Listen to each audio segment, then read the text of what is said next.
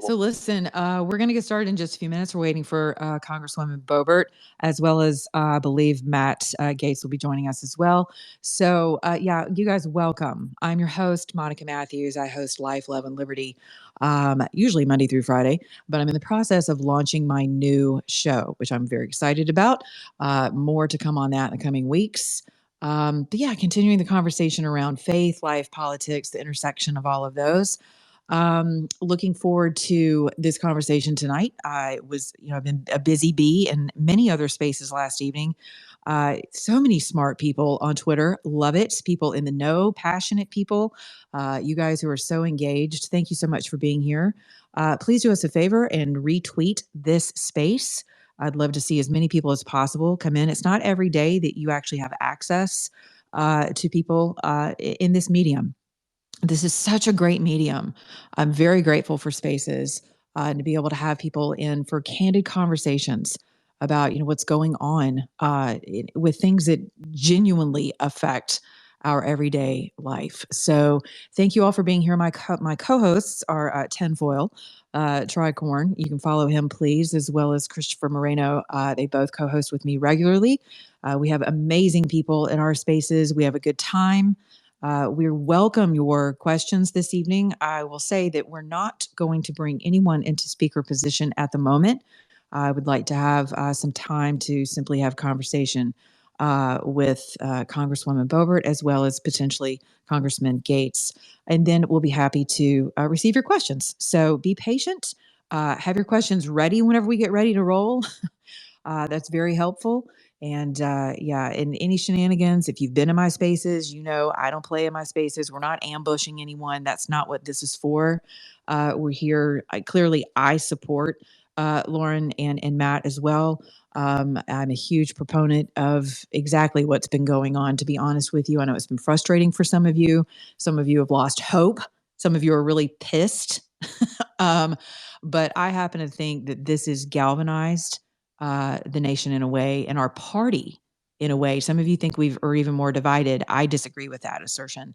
I believe we've been galvanized because we actually see people who care about our voices, and they're not willing to go along with, standard protocol in order to keep standard form to serve the establishment's purposes. So now you know where I stand on everything. We are recording the space this evening. I'm also recording it for broadcast. So I will be releasing this space. Anything you say can and will probably be recorded by the FBI as well, as we all know. So be mindful of your manners. You will be on my show, and that is an international show. So Christopher, if you don't mind giving the rest of the rules of engagement, if I have forgotten anything, I'd appreciate it. Thank you. Yes.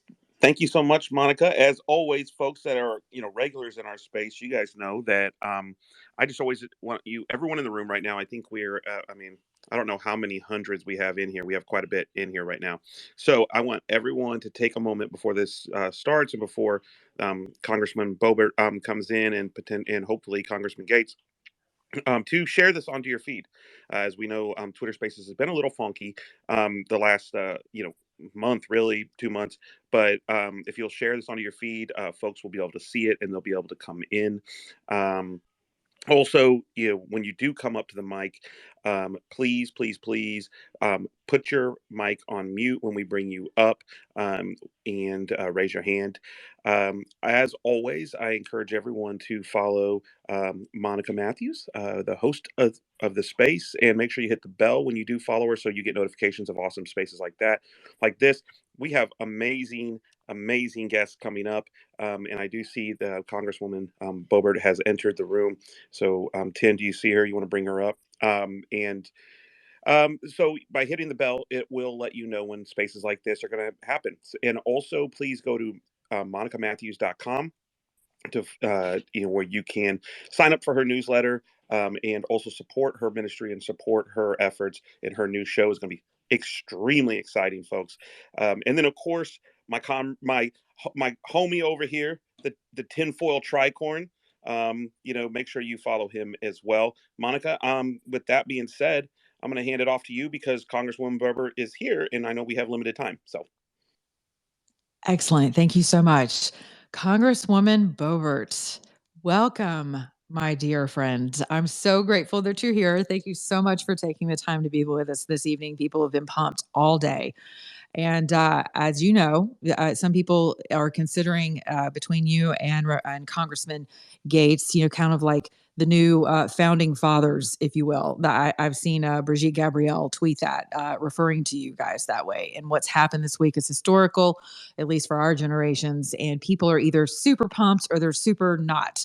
I'm personally very pumped about the performance of this week. And so I wanted to simply start with what is it that you'd like to share with us? I'm just kind of curious as to how all of this went down, how it began. I know my co-hosts have more specific questions for you, but I just want you to come on and really feel free to express yourself about how this week unfolded. And if you're unfamiliar with how spaces worked, over on the left-hand I see it side on now. the I see bottom, it you'll now. see I'm there you there. go. So sorry, I've been talking to you. I'm so sorry. Hello, everyone. Um, First of all, I want to say this is the most productivity I have seen from Congress since I've been here. So I'm super excited for everything that we were able to accomplish. And it was 4 days, guys. There were so many people who some are allies and on our side for most of these things, and other people just sitting back at home saying, "What the heck is going on?" And it looked a little messy from home. I understand, usually you make the sausage behind the scenes, which we tried to do. But I'm actually really grateful that the general public got to see how Congress operates. It's usually behind the scenes, and you got a front row seat to the way negotiations work and how we actually accomplish victories for the American people. In my 2 years there, it hasn't been pretty, but this was the most engaged and the most productive 4 days that I have had in Congress. And think about it, we usually take off, what, 6, 7, 8 weeks in the summer for a recess. And there were so many folks that were saying, "Oh, you have to hurry up and get to work." We were absolutely getting to work. We made historical, fundamental changes to the way Congress operates. And that is a massive victory for the American people. We have single subject legislation. We have germaneness rules. So you can't have Nancy Pelosi's con game anymore where they title a bill one way and then it does something completely different. And also, we're not going to have these bills that are thousands of pages long and they're passed in the middle of the night without giving any member of Congress the time to actually read the legislation. So there are massive victories baked into everything that we've been working on for months, and I think we got there. Interesting. Yikes. Interesting that you said for months. Sorry, I was having a technical difficulty there. So before you came in, Lauren, I was telling the group that my son-in-law, basically, he's young. He's like 28 years old, right? And they basically tend to lean a little toward the left, and would vote blue, and have. But he came in this evening and he was on fire and said that he did not know everything that he was so grateful because you guys spent so much time giving personal speeches. Mhm. And he learned so much about what was not happening that should be happening in the congressional process for people who are representing these kids' voices Correct. and all of our voices. He said, Monica, I had no idea that they didn't even have to, that they're, this is his words, their asses should be in their seats for voting. What are they doing? Right. Yes. And what are they doing? Only having like 24 hours for Mhm. legislation to read Mhm. something. So I was like, yeah, absolutely. So let me tell you something. I hope this encourages you. You guys have absolutely lit, I believe, a generation of voters on fire that were so. not otherwise engaged. You have, I'm telling you, in my own household, you have, and I'm very grateful for that. So I know the guys have questions for you. You guys Yeah, roll with I it. want And to make Lauren, a you one just jump point to in. that, This is if I candid. may. Yeah, This is so important of because we course. have been working on this for months. We went to now Speaker McCarthy in the summer, and we said these are the rules that we want to see because we're tired of the suspension bills that pass by unanimous consent and spend millions of dollars without a single member of Congress voting for it. We actually formed the Floor Action Response Team, FART, this Congress. So we would have people monitoring the floor for suspension bills that are spending hundreds of millions of taxpayer dollars without a single member of Congress even voting on it, just passing by unanimous consent and going straight to the Senate, straight to the White House, and spending taxpayer dollars. So we've been monitoring the floor for 2 years to object to those suspension bills, and we've been forcing a vote on them. So every representative has to actually cast their yes or their no vote to that. And so this is one of the things that we went to McCarthy about. We said we need 72 hours to read the bill. That's always been a rule, but they're like, well, if or any kind of legislation, if it's 11:59, and then and then it's 12:01, that's kind of a day, and I mean, just all of these nuances. No, 72 hours, literally. That's what we need. No more 4,000 page bills just passed. And so I hope people are grasping that and seeing that this is the kind of thing, these are the kind of things that we have been working towards for months. And even I want to put at ease just one more thing before we get to questions. So many people are like, why'd you bring this to the public? Why are you airing all of this out? Well, on January 2nd, we had 218 votes ready to go. He would have been speaker on the first ballot, and there were just some common sense concessions to be hammered out, really, and bringing a Texas built border plan to secure our southern border to the floor, bring a term limits bill to the floor. And that was rejected. And so that's why everyone saw what they saw for 4 days. But I don't think it was a waste of time at all. I have seen Congress be very effective at wasting time, and this was not a waste of time at all. I've seen us spend a whole day voting on naming a post office. So this was amazing and worth it every step of the way.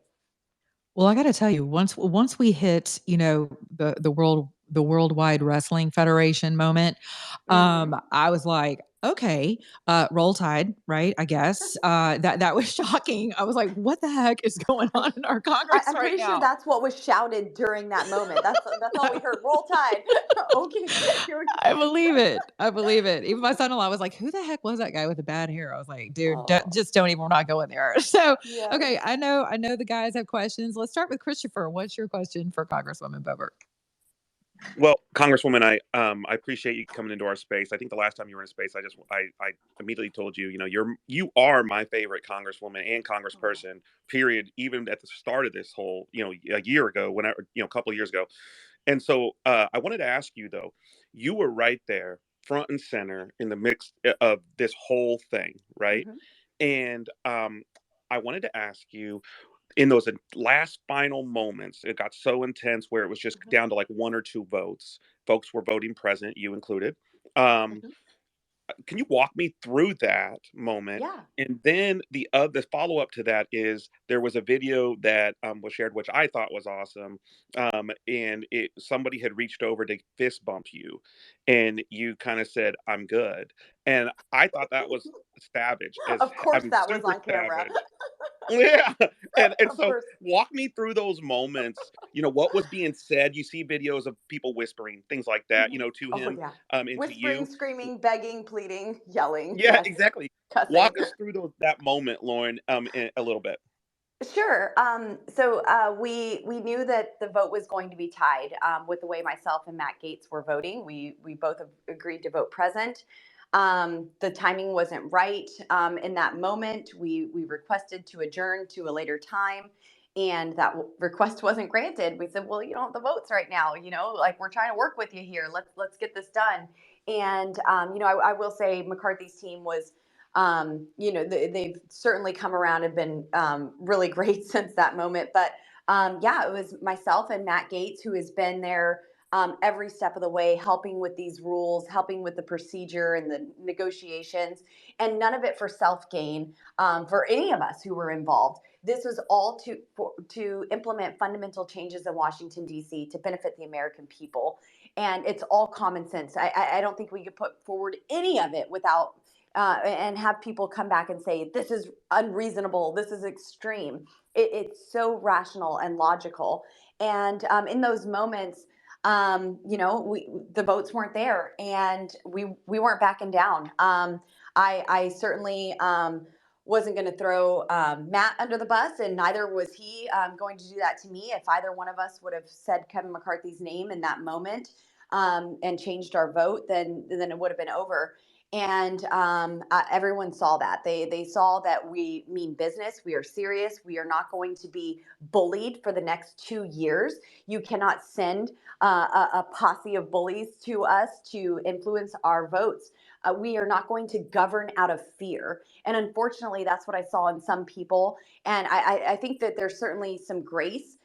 We can all get past this, but I did not come here to govern in fear. I'm governing off of principles. I'm here to do what's right for the country. If I wasn't, I would go home to my 4 boys. And speaking of, people say, "Oh my gosh, this has been so chaotic." Well, I'm a mom of 4 boys. Chaos and dysfunction are part of my everyday life. So No kidding. No this was kidding. nothing. This was like a pizza Friday. This is nothing. But we did get our other 4 unsung heroes to come alongside of us. They came to us, and we had a discussion and decided to kill the motion to adjourn and have another vote. And so we brought them alongside of us. Freshman Congressman Eli Crane, a Navy SEAL, and as Tim Burchett from Tennessee would say, this man is built different. He is incredible, steadfast, unwavering. We had Bob Good, Matt Rosendale, Andy Biggs, former chairman of the Freedom Caucus, and we stood together and we decided we're doing this as a group, and it was powerful. And actually, I want to tell you guys before your next question, I'm actually in negotiations with our rules package right now, just kind of like finalizing some things before we take that vote. And one of the instrumental people that I have with me just happens to be Matt Gaetz, and he just came back into the room. So maybe at some point when he's ready, he'll say hello to y'all. Oh gosh. Yeah. So absolutely. For sure. Yeah. I see that that Joel's in the space with us as well. And I did bring him up. So I wasn't sure if Matt was with you or if he's with Joel. So positively. I have a question. This is and I don't want to put you on the spot with this, but I'm curious because I know people are going to ask me. I have a few questions actually coming from online. People are like, well, are we actually sure and do we have faith that the concessions will be honored, right? And how are they binding? 2, you stated that there was some bullying going on, and that I'm not surprised at all. We did see that happening, and that happens on a state level as well. Okay, so my question is, did you feel, and I know that you're close with President Trump, but did you feel like you were being bullied at all whenever he made the call to say, President "Hey"? Okay, Trump's great. okay, He's a businessman. He's a negotiator. He's trying to, lock in I get it. He's been phenomenal throughout all of this. He was calling, texting, and it's totally fine. But just when you are surrounded by your other colleagues, you can feel like you're being bullied or pressured into doing something you don't want to do. And ultimately, it was our decision to say let's do this. But those rules that you talked about and being binding, that's so important. We do have a vote on the rules package, the final rules package, probably on Monday, and that's going to be important. I'm hoping that the conference sticks together because this is something that's great for everyone. This isn't just great for conservatives, but conservatives got the job done, and so this is really important work for us. And so I'm really excited that it got done, and I do think it's going to be binding. And also, that's why I was so adamant about the motion to vacate, the single member motion to vacate, because you cannot demand more responsibility and less accountability. Nancy Pelosi, she was the first speaker in history to change the way the motion to vacate the chair operates, and she took that power away from the individual member. And Kevin McCarthy wavered on, not following her precedents, really. And we got that back. So now there is accountability to make sure these items can be enforced. Excellent. I see Representative Gaetz is in the space, but before we go to you, Representative, I do want to ask Tinfoil if he has a question for you. I know he does, but I would like to give him the opportunity to ask you a Sure. question. So go for it, Tin. Hi, good evening, Representative Boebert. It's welcome back to Congress. It's a hard-won campaign. That was amazing to watch how that came together. Out of all the House rules that you see coming down the pipeline, which of the lesser ones are more like favorite that impact you? Like, which ones do you want to see executed? I think my favorite one is our single subject rule and the germaneness rule. This is something that's really important. 47 states in our country have at their state legislature single subject legislation. Even Colorado is one of those 47 states. And at a federal level, we didn't have that. And so all of these bills would be mixed with many different topics. And it's really easy to cherry pick and, say, well, I can excuse that because this is good, or I see that that's really good, but this is really bad, so I can't vote for it. And so I'm really excited about the pairing of the single subject legislation and the germaneness rule that was implemented because this ends all of that. And so I think that is personally my favorite. Well, thank you very much. Excellent. Thanks, Tin. All right. Without further ado, we have the second congressional butt kicker in our space tonight. I love it. Welcome, Representative Gaetz. How are you, sir? Good to be here. Thank you all for having me. Good to be with Lauren Boebert. Good to be with two of the smartest people I know in Washington, Joel Valdez and Alex Pfeiffer, members of my team in one way or the other. And I feel good about where we are. Sometimes you got to front load the pain. And we did that in the House of Representatives, and all of the country got to watch. And our hope is that by forcing transformational requirements on the House of Representatives, that no matter who the speaker is today, tomorrow, going forward, we will have a more open, transparent, honest process that the American people can be proud of. Excellent. That's Chris, fantastic. I know yeah, that's great. Go ahead. Go for it. Yeah. Hey, so Congressman, first of all, it's a pleasure and an honor to have you in our space. And you are my second favorite congressman next to Lauren. Both of you guys are just awesome. So I wanted to go through this moment. It's going viral. They're talking about it.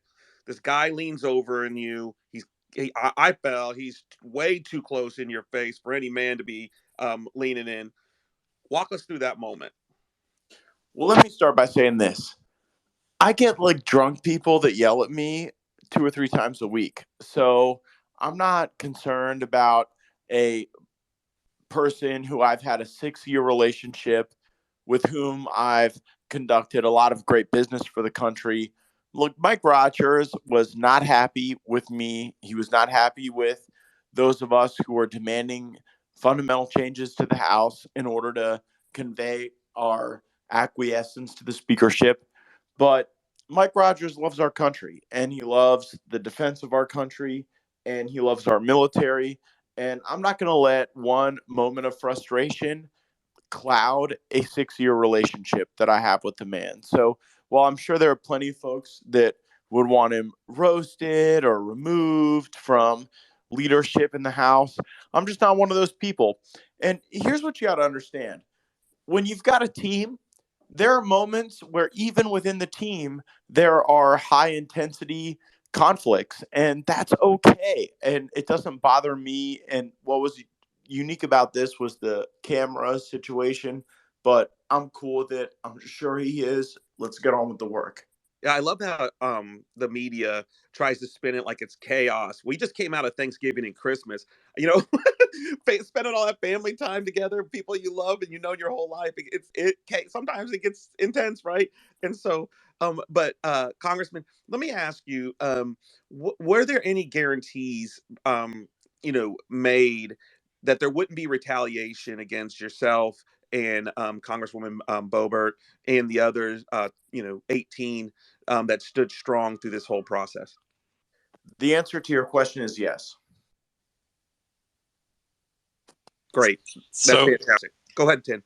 yeah, it just that discussion of committee loss was very disconcerting, and I was just wondering, like, what was the chat between you guys as you were like, what does this mean? What were your feelings on that?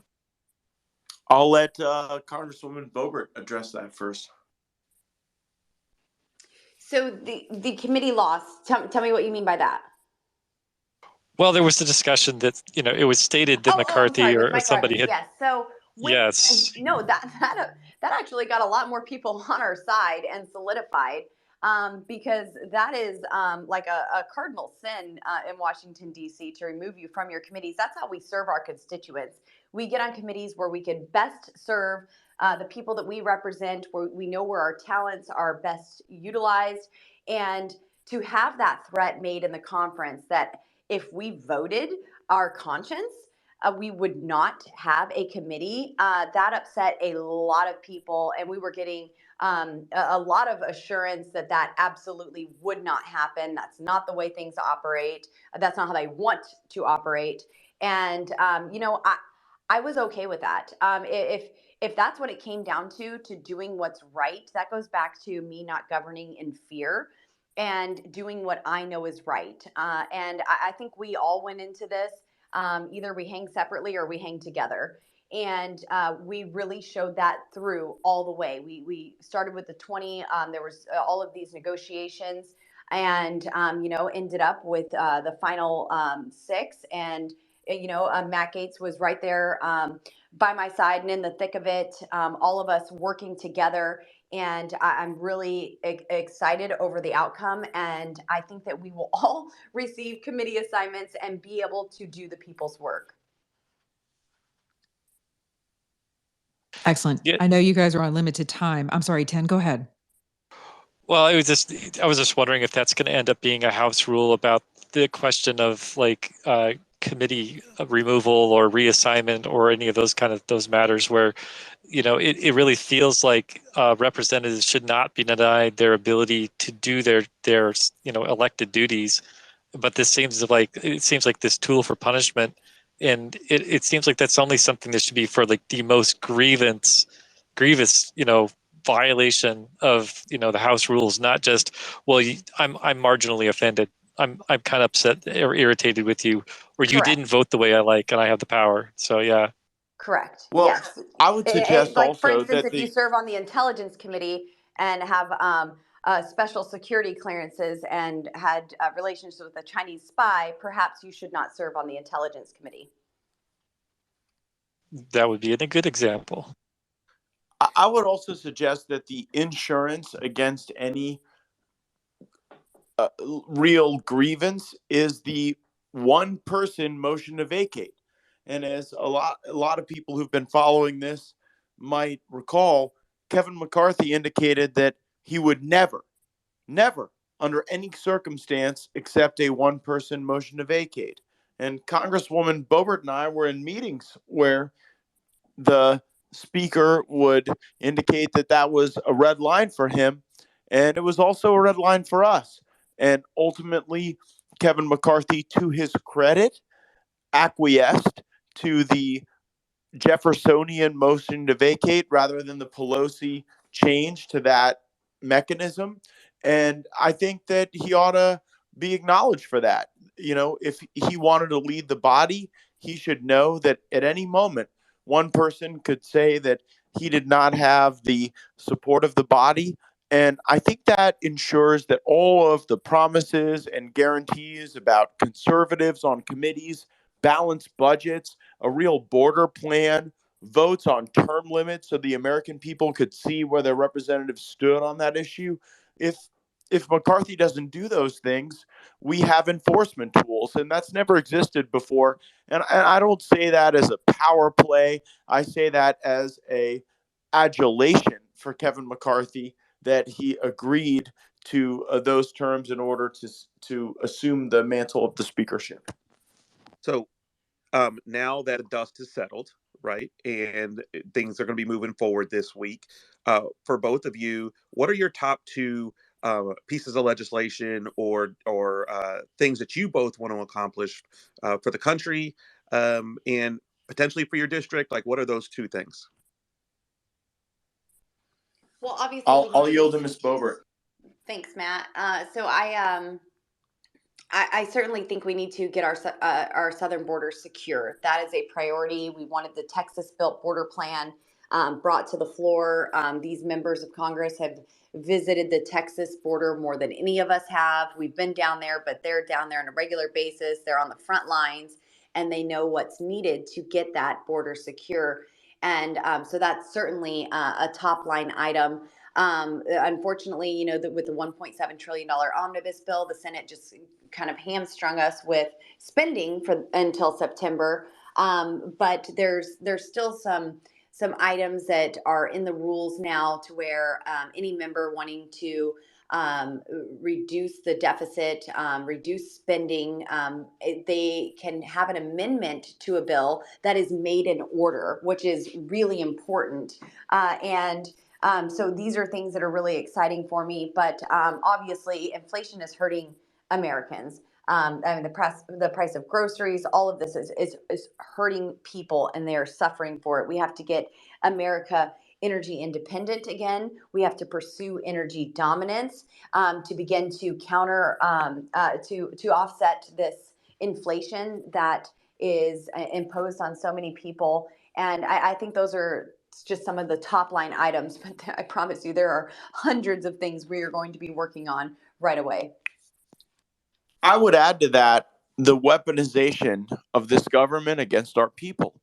And we see it from the DOJ to the FBI to the IRS to even the post office that has a covert internet surveillance program to assess how people are communicating their political beliefs online.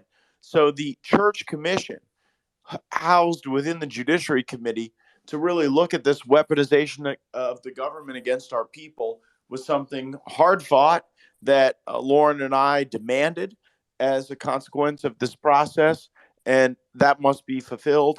I would also add the antitrust legislation that we are pursuing against big tech. I mean, right now you've got Facebook, Apple, Amazon, Google with more power than most governments that have ever existed in all of human history. And I think that we ought to break them up. And there's legislation to do that. It has bipartisan support, and it would make my list. All right, good stuff. As I understand it, you guys have to get back to a meeting. Is that accurate? I don't know how much time you have left. Yeah. Okay. Okay. So I know that we have thousands. Thank you so much for making time to be here with us. I know there are thousands of people in here right now, and I know people are going to be disappointed because they cannot ask the questions of you that they would like. But perhaps we could host another space if the two of you or one of you are I up for certainly that. would love that. Excellent.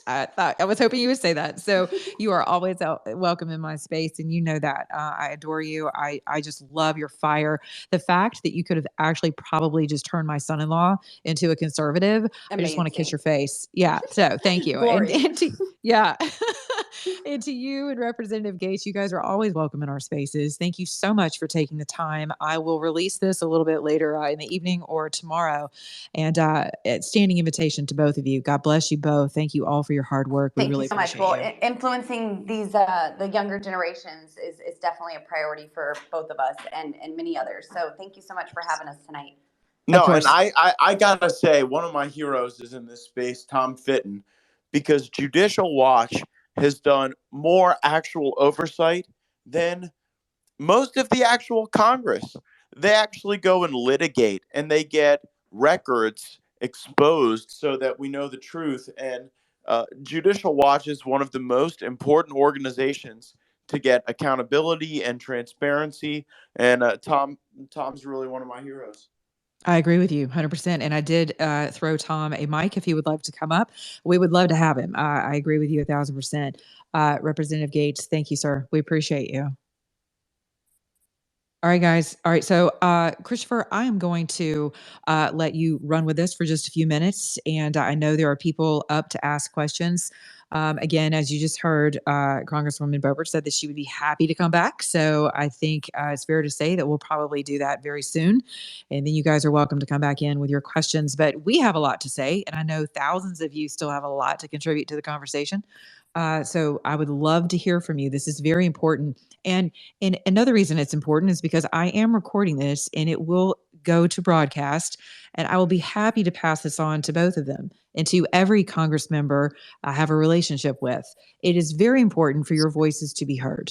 It is not enough for us to simply sit in spaces and complain about everything every day and to be downtrodden. I think these are very exciting times. I think we have every reason to believe that we have actually turned a corner in a number of ways. And for those of you who thought it was just a complete crap show, I get it. It's politics, you guys. It's theater. Sometimes people are playing both sides to the middle. Sometimes it's very, transparent. That's not actually true. But if you're looking for the devil in the details, I want to encourage you that God is in the details too. And I just feel like we have every reason to be hopeful for the direction that our Congress is going in. And I just believe we have 20 people to thank for that ultimately. So, Christopher, I'm going to jump off for just a second. I have something I need to take care of. So, if you don't mind, please, sir, roll with the space as you know Absolutely. how the rules go. Thank you. Absolutely. And so, folks, we do have I think maybe close to 1,000 people in the room or so. So let's, if you can please just hit the share button on your feed, get this onto the feed. Also, obviously, go to Representative Gaetz, follow him, hit the bell there. Representative Boebert, follow, hit the bell. So when they post or they hold a space or they're in a space or whatever it is, you're notified so you can go and hear what they have to say. Because these folks, as they proved over the last week, they're serious business right now, right? They're leading the charge. They're representing, they are, as Monica said, a modern day founding fathers. Like, they're going out there putting things on the line, and I just have so much respect for those two, and what they've done. Joel, is Representative Gaetz going to stick with us for a little while long? I see him in the speaker spot. Maybe it's just a glitch on my side. Can you update us on that? I'll check in for you. Thank Okay, cool. you. And I want to say something before I actually take off for just a second. Tom, I cannot possibly concur more than with what Representative Gates said. I don't think people thank you enough for your work. I know people, invite you in for your knowledge and all of that, and it's great. But I think it's important for us to recognize folks who are just really busting ass, and that's you. That's what you represent. That's what your organization represents. You are a trusted source of mine. When people ask, who do you trust? Well, there's not that many, but you, sir, are certainly one of them. And I greatly appreciate your work. And I know the majority of the 3,400 people in this space right now appreciate your work as well. So I wanted you to hear that, that your work is appreciated. And I hear that more often than not. So thank you for taking a mic and coming up. We absolutely want to hear from you. And I also see that ALX is with us. Very happy to have you on with us as well. Prodigal, you guys are my fam in here. You know that. And to all those of you who are new to my space, thank you for joining us. I host a show called Life, Love, and Liberty. Has primarily been podcast only, but I'm now moving into video. So I look forward to having awesome guests like Tom and others on my show in the coming months and year. These be exciting times leading up to 24 for sure. And I love to talk about the intersectionality between faith, life, and politics. So yeah, thank you. I'm so pumped that you guys were here tonight. You guys could be doing anything else in the world besides this space. So I'm really grateful to see you all engaged. Thank you for sharing this space, and thank you for staying with us. I appreciate you. Thank you, Monica, and that was very kind of you to say. And Congressman Gaetz, I appreciate the good word. I love Judicial Watch too. It's just great work that we do. And when folks like Congressman Gaetz and Congressman Boebert, come onto the scene and they have this commitment, and as a member of the conservative movement and an activist for longer than I care to admit to, I can't tell you just how few conservative warriors there are on the Hill. And there are a lot of folks who are our friends, but there are so few who are fighters. And you're listening to two of the fighters tonight. And over the years, especially the last 10 to 12 years, once or twice a year, we're all in these movement coalition meetings with members of Congress and talking amongst ourselves. How is it we're going to get one or two policy issues across the finish line as they come to these semi-annual or annual omnibuses? And virtually none of them get across the finish line. And that could change dramatically as a result of what happened over the last several days. It would be difficult to overstate how little gets accomplished because of these omnibuses and how much damage is done because of these omnibuses. So to the degree these rule changes, when they're approved, stop that from happening, that's something that is going to benefit all Americans. The interesting thing about this is that honest leftists and some of our more aggressive leftist friends in the House probably are looking at this and thinking, boy, we wish we had this during the Pelosi age. Because if you can't get, your issues listened to as a representative of Congress, why be there? I mean, when you're a member of the minority, I'm sure Congressman Gaetz would highlight and agree with this. You basically have nothing to do other than to talk about, the issues you care about. But under the prior rule regime, as a member of the majority, you virtually had nothing to do because everything was run out of the Speaker's office like a dictatorship. And Kevin McCarthy has agreed, the way I interpret it, to a power sharing arrangement with principled conservatives in Congress in a way I think that's going to advance some good policy, maybe prevent significant damage from being continued to be done to the American people. And just quickly, I would just highlight and put this bug in Congressman Gaetz' ear, and to the degree you're communicating with your listeners or your congressman, my Twitter friends, you should, I think, communicate this. There's a level of urgency in terms of accountability and oversight that our republic is tottering. I mean, right now, they're spying on us, censoring us. We have an invasion at the border.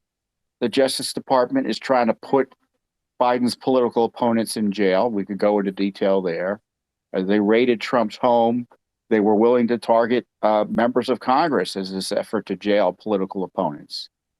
There's this propaganda Marxist effort underway. It's a government-wide effort to push this racist Marxist propaganda on government officials. And this is at the federal level, obviously, in our military, which is especially dangerous. And, so this is like criminal activity in some respects, certainly the censorship, targeted at Americans right now. And of course, we have the prior abuses targeting Trump world that have gone largely unaccounted for. So I think, to the degree there's investigations this year, there's got to be some speed and swift accountability, because we kind of know what happened, right? We don't need much in the way of investigations. We need accountability. So we should pretend that we're in the punishment stage, or whatever they call it, when the lawyers when you're convicted, right. You go into the next phase of the trial. Hey, and Tom, we should be in that phase. I agree. I think Congressman Gaetz is back with us. I want to ask Tom this question because it's one we're currently wrestling with. Me and Jim Jordan, our Judiciary Committee, where we got a lot of the conservative fighters, paint me the picture. It's hearing number one. You can pick any of the subjects from the border to the censorship to the restrictions on freedom that we've seen. What's the subject of your first hearing, and what is your witness panel? I want to know from Tom because he knows what's up. That's for you, Tom. Tom, maybe have a minute. Maybe take a second here. Okay, go ahead. You want me to go? Or did you want me to hold off for a second? No, I want you to go. Oh, okay. I think in terms of damage to the American people, it would be difficult to compare anything we're talking about with the invasion. And I would just bring up folks that can get you to where you want to be on the invasion. I think you need to go in there and say, what is the result we want out of the committee hearing? Some of which is educating the American people. Others of which are removing those officials who are responsible for refusing to enforce the law, making it clear there's going to be a significant punishment for those who don't, or continue to refuse to. And I think, Matt, I think the general approach should be a broad impeachment inquiry. I'm not saying impeach. I'm saying like the kind of the rubric of this investigative analysis should be impeachment. And because I think that escalates the issues legally and politically. And then secondly, the censorship, because these are crimes that are taking place in mass numbers against Americans right now as we speak. And that's got to be stopped almost immediately. And then, of course, the problem with the left and the challenge is the left, when they're in power, sets so many fires on the horizon, it's hard to tell which ones to run to. So that's why I like the idea of the impeachment style of inquiry, because the key folks responsible are responsible for everything we're talking about. And if you make it clear that's what you're after, either impeachment, criminal referrals, under this new Holman rule, which I hope you've previously talked about, you're able to actually fire specific officials. I think that would be dramatic. I hope I've answered the questions, but it's hard to do. Yeah, off the top and of let your me head. assure you, the Homan rule entirely baked in to the agreement we had. Right. So we're going to get to a position where individual members can file amendments where you have to take a vote on whether or not specific officials ought to get paid in our government. And that is a level of accountability that we have not seen during my time in the Congress, but which we have demanded now and achieved. Representative Gaetz and Tom, you guys, since I have you here, Representative, I'd be remiss to not ask this question. We're the day after January 6th. We have someone in the room, lower in the room. If you don't know of him, his name is Alpha Warrior, but his actual name is Alfredo Luna. He's won the Medal of Valor, the highest award you can give to a law enforcement officer. He's a Marine. He served in Iraq. He's defended our country. He's fought on the front lines and risked his family, his babies, against MS-13 and some of the worst people in the world. He was in California on January 6, 2021, and they are still trying to prosecute him and take him from his family. He was all the way across the country. So I'd be remiss, he's in the room, he's a dear friend of mine, to ask you guys, with this leadership, what is the plan right out of the gates for these J6 prisoners, these Americans who have been held against the constitutional rights, but also people like Alpha who weren't even in D.C. The only thing he cited was the oath of the United States Marine Corps, and they're trying to prosecute him and take him from his family. So what is the plan for them? I think it's going to be a tricky issue because the Justice Department's going to say they're pursuing criminal investigations and Congress should intervene, but Congress has an absolute right to direct spending away from a gargantuan program that has little benefit for the purpose of public safety and much benefit for the purpose of achieving political ends. And separately, we have this January 6th investigation targeting state officials and individual citizens, and of course, members of the former Trump administration, including the president and including members of Congress, in theory, alleging that disputing an election raises federal criminal issues, and they're getting hauled before grand juries. That's got to be directly turned off in some way by Congress, or made it clear that if that Justice Department wants to spend money there, they're not going to have money to spend on other programs that are near and dear to their heart. And my deep concern is that retiring Republican senators, like Richard Shelby and Pat Toomey, were agreeable to huge resource enhancements to Department of Justice endeavors to try to hunt anyone who's a part of the MAGA movement because of what they've said online or what Instagram post they've liked or what email they've forwarded. And I'm just not for federal intervention in thought crimes. And we've seen a lot of that occur. And, one of the options for us is to utilize the Judiciary Committee to understand what are the parameters for these prosecutorial decisions and charging decisions and sentencing guidelines, because we've seen draconian measures used against people who committed, either no crime that would otherwise be prosecuted, or very nominal crimes, but they've been used as political props. And that's really what I object to. I object to our fellow citizens being used to try to make a political point through the criminal justice system. And the Judiciary Committee has absolute authority to be able to ask questions about why those folks are being treated differently than other folks who are charged with those same offenses.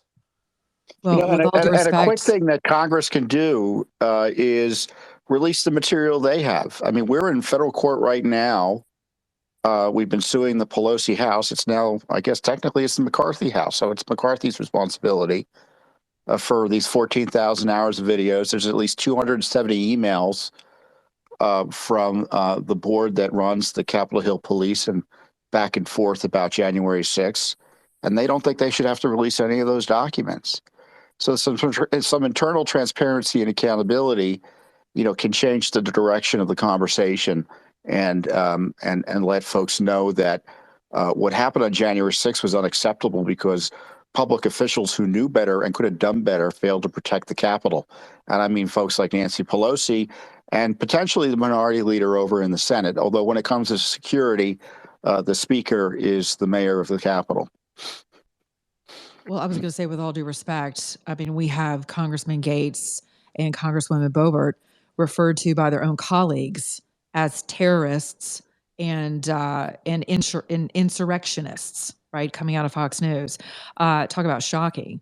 But for our own wordsmith, in the way of Dan Crenshaw, to refer to anyone as a terrorist for going through, this procedural process of Congress was really, it was shocking. And I thought, wow, we've actually become what we hate, in the way of falsely accusing people, but using terminology, that is prosecutorial language in accordance with national security, issues. It was truly, it was appalling. It was very shocking. And I don't know that anyone's actually called him out for that. It's, welcome to the club. I guess we're all in the same boat, but yeah. Yeah. And the great danger is, stuff. Monica, Yes. when the left uses terms like that, they're serious and they'll put you in jail. And those are Correct. cold words. And the idea that there were folks who knew better would use that language so casually over, let's be clear here. These are rules that aren't new. A lot of this is, you just can't make up this stuff as you go along in Congress. You usually have to look back to see how Congress previously operated. So this is like getting back to regular order in Congress to a degree that makes any sense to people. There's nothing terribly unusual to have requirements that, when a bill comes to the floor, it kind of focuses on one topic. We don't let everything wait till the end of the year and then vote in one giant bill. Members of the committees have power separate and apart from the Speaker. They almost just don't flow from the Speaker's office. Individual House members are treated as independent members in the sense they're supposed to be representing their constituencies, and they're treated with the accorded the appropriate respect. That's nothing new. And the idea that there would be people who are upset over that is just extraordinary to me. And the challenge, I think, going forward is, I've never heard a bad word said about Speaker McCarthy in terms of his being a nice guy, right? Some folks don't trust him. I understand that. But my concern about Speaker McCarthy going forward is he didn't agree with this going into this, right? And when you have a House Speaker who doesn't agree with this and isn't signed in and invested emotionally in the pursuit of accountability or dramatically taking on the deep state and the administrative agencies that are threatening all of our institutions, it makes it tougher to get the job done. And I don't know, Matt, do you think he's going to have a a different approach, or he'll just be I think happy we with just the lost way Matt. things are going. Yeah, I we think, just I lost think Matt. Matt. I think Matt had to hop off to go back into his meetings. Yeah, so I think that's the big question, and you can guess what I think the answer to that is. Right. Christopher, I'd like to go to some hands from some folks who have been